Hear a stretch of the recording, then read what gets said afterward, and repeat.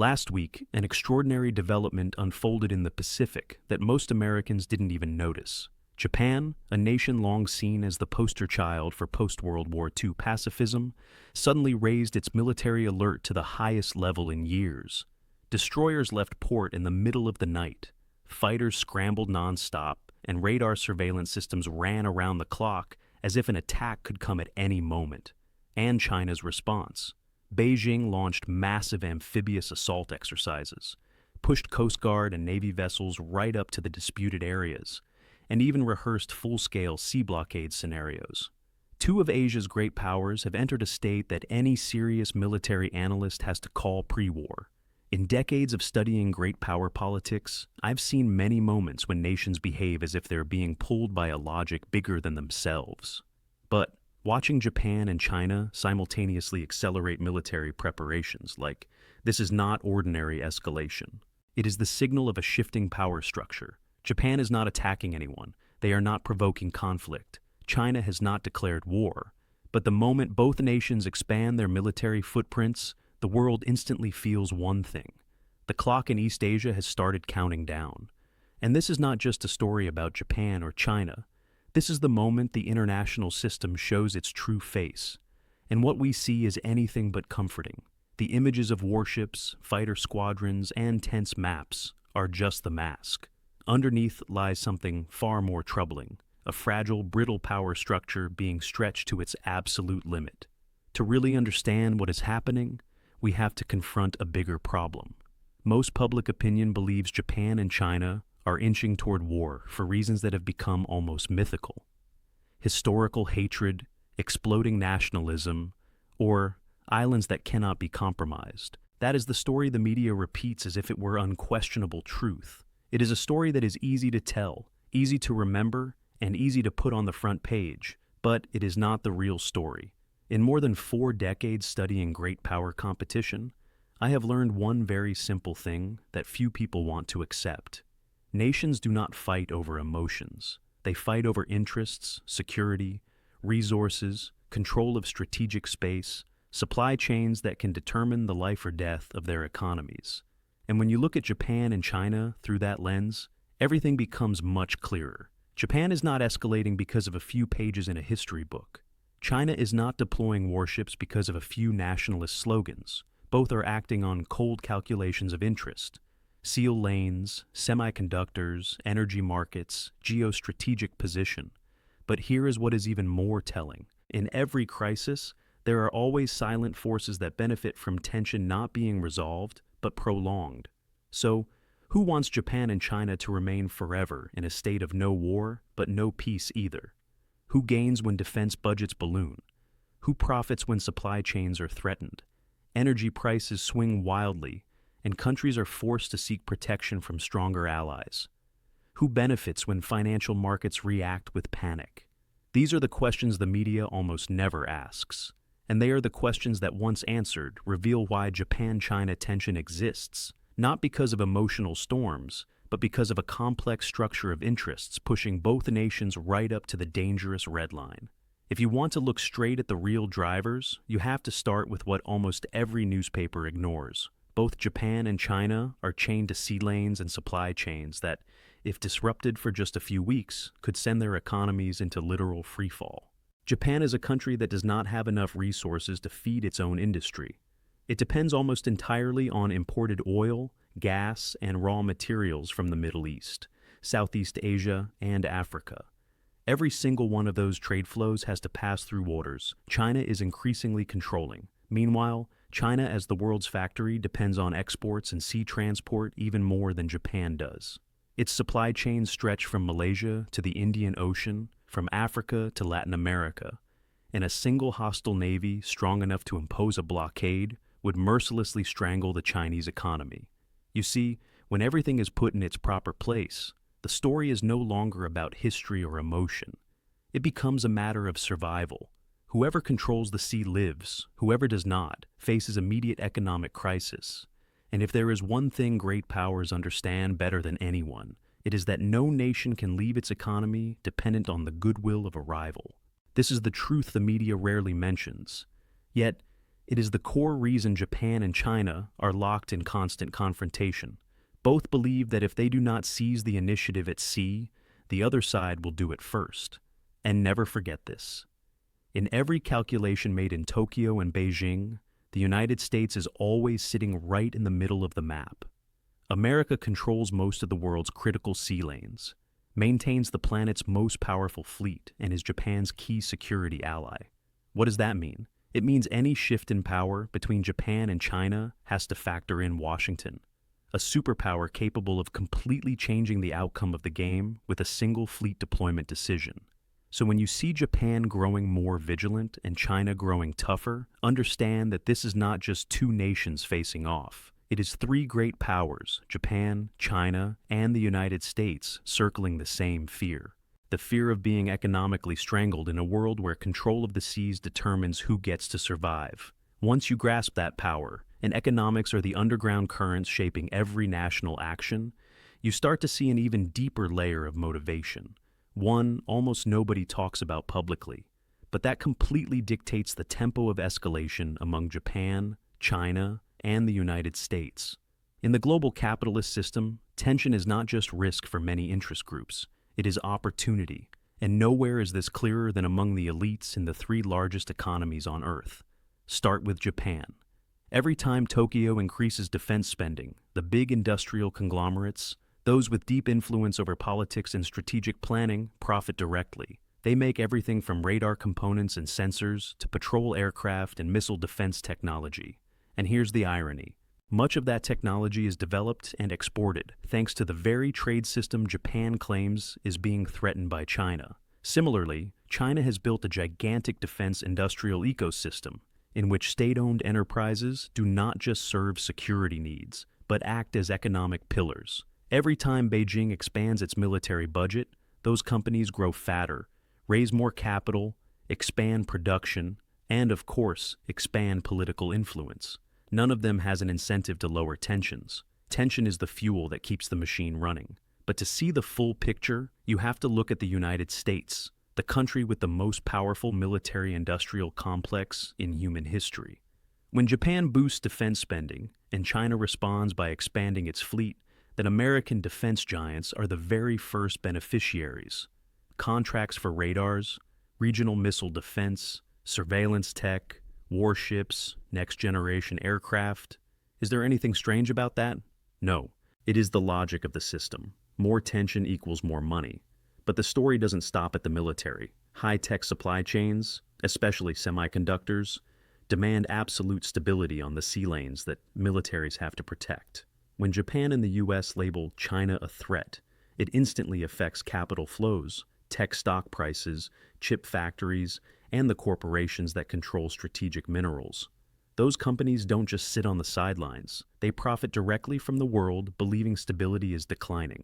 When you hear news of Japan-China tensions, what you don't see is an army of energy, shipping, mining, and tech corporations using the moment to lock in market position, negotiate new contracts, or pressure governments for more favorable policies. In a context where every country claims to be protecting its people, the cold reality is this: ordinary people are not the thing being protected. They are the excuse used to justify decisions that serve the interests of a tiny group at the very top of the power pyramid. And that is exactly why the tension never decreases. It is maintained, nurtured, amplified. Because for the people with real power in the global capitalist system, peace is not profitable. Only managed instability, only fear big enough to keep the contracts flowing, but not big enough to trigger actual war, delivers maximum profit. And as long as that remains true, Japan, China, and the United States will keep circling each other in a spiral that ordinary people did not create, but will have to pay for. A spiral where power and profit matter more than the safety of anyone living under the skies of this region. Once you understand that tension can generate enormous profits for the people behind the curtain, a different picture starts to come into clear focus. The media isn't just reporting on the Japan-China conflict. They are manufacturing the narrative of the Japan-China conflict. Watch how it's presented. The press paints the situation as historical destiny, an unavoidable clash of civilizations, as if Japan and China are bound to an eternal cycle of hatred that transcends time. Headlines like East China see the 21st century's flashpoint, or Tokyo and Beijing closer to war than ever, aren't designed to help you understand the issue. They're designed to make you feel that war is inevitable. They exaggerate for one simple reason: to trigger fear. When people are afraid, they accept any security policy, any defense budget, any hardline government move without asking questions. And in a system where military spending equals profit, fear becomes an asset. Fear is the cheapest, most effective tool of power. You don't have to prove the threat, you just have to make people feel it. Here's how the story is produced. First, the headlines chosen for maximum tension. Strong words, confrontational images, maps of the sea painted red to evoke danger. Then, the photos of warships.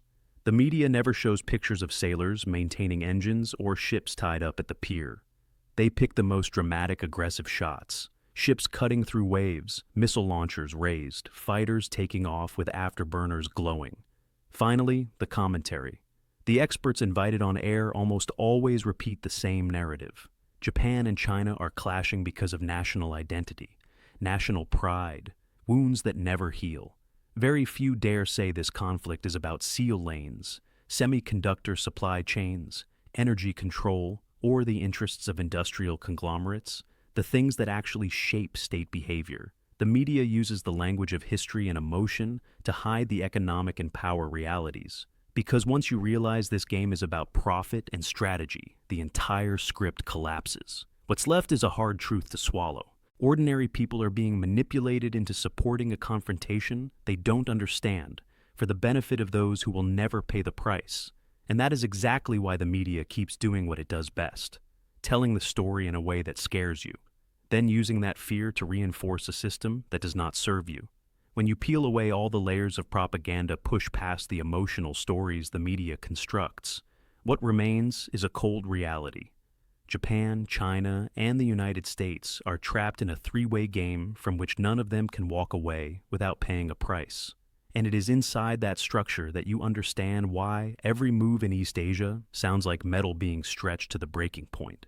Japan is rearming not because it wants to return to its imperial past, but because it fears one simple, understandable thing: blockade. If China controls the surrounding waters, Japan, a nation that imports roughly 90% of its energy and most raw materials by sea, will suffocate economically. No country will accept living in a situation where a rival can choke its industry just by closing a sea lane. So, Japan rearms not out of national pride. It does so out of fear of losing the ability to survive. China is no different. It views any Japanese military buildup as part of a US-led containment strategy. An arc from South Korea, Japan, Taiwan, the Philippines, all the way to Australia. To Beijing, those aren't just neighbors. They are bases that could lock China inside its own coastline. So, China raises combat readiness not because it wants war, but because it believes that if it doesn't act decisively, it will be pushed into the position every rising empire fears: most strategic encirclement until it can't breathe. And this is where the United States steps into the center of the story. America sees Japan as the spearhead of its China containment strategy, a way to confront Beijing without direct war. In the classic offshore balancing approach, the U.S. prefers its allies to stand on the front line, while Washington supplies the technology, logistics, and security guarantees needed to keep the balance tilted in its favor. But that creates a dangerous paradox. The more Japan feels backed by America, the bolder it acts. The more China sees Japan protected by America, the harder it pushes back to prove it won't be cornered. Sound familiar? It's exactly the kind of power structure that has sparked countless wars in history that nobody actually wanted. All three nations are caught in a security dilemma where every action taken for self-protection is perceived as a threat by the other side. And the most dangerous part is this: it only takes one small mistake. A chance collision between a Japanese and a Chinese vessel, a misread radar signal, a plane crash, even a frontline officer acting too quickly, and the entire region can ignite. When the militaries of three great powers operate mere nautical miles and seconds apart, the risk isn't intent. The risk is miscalculation. And a major war in this era doesn't need a conspiracy. It only needs 1 minute of chaos. Tension in East Asia is not just an East Asian affair. This is not a regional conflict we can watch from the sidelines. This is the test of the 21st century global order for the United States. If America cannot manage this three-way game, if Washington misreads signals from Tokyo or Beijing, or if it pushes Japan into confrontation so hard that China sees no way out, the consequences will not be just a war in the East China Sea. They will be the shaking of the entire international order. The U.S. is built for 75 years. In this game, there is no room for naivete. This is a contest of wits among three great powers, each convinced its survival is on the line. That is why any tremor, no matter how small, can become the spark in a room full of gunpowder the world is pretending not to see. And when you look at the whole picture, you see a truth many don't want to admit. Japan and China in reality do not want war. No modern nation, especially two economies of their size, wants to throw itself into a conflict that could destroy decades of growth and stability. But desire is not the issue. The logic of power is when two great powers both believe that hesitation, weakness, or concession could leave them economically strangled or strategically encircled. They are pushed step by step to the edge, even when they know the fall would be catastrophic. And in the middle stands the United States, a superpower that cannot stay out whether it wants to or not. America is pulled in by alliance structures, by its hegemonic role, by its place in the world order. When Japan feels threatened, it looks to Washington. When China sees American presence, it pushes harder to prove it won't be forced into passivity. America becomes the center of a vortex, no one meant to create, but everyone is swept into. And as always in history, the ones who pay are not the decision makers, not the elites in Tokyo, Beijing, or Washington. It's the ordinary people. Americans will pay through taxes, through skyrocketing military spending, through economic instability, every time markets react to another escalation signal. And if things spiral out of control, if one small accident turns into a major confrontation, then young Americans will be the ones sent to the front lines. In waters most citizens can't even locate on a map. The same goes for Japanese and Chinese citizens. Ordinary people are always the final buffer for decisions they had no say in. And this is what makes the situation far more dangerous than the media lets on. When a great power feels cornered, war stops being a choice. It becomes a reflex triggered not by hatred, but by fear of losing the ability to survive in a brutally competitive order. But the greatest danger doesn't lie in missiles, warships, or exercises. It lies in the fact that the people who will pay the highest price don't understand the real picture. They are fed headlines, oversimplified stories, carefully selected images, and never shown the economic and strategic drivers pushing three great powers into a game no one fully controls. If we don't see through the media fog, the day everything explodes in East Asia will arrive faster than anyone imagines. If you find these analyses helpful, please subscribe to the channel so you don't miss any new content. Thank you for watching. See you in the next video.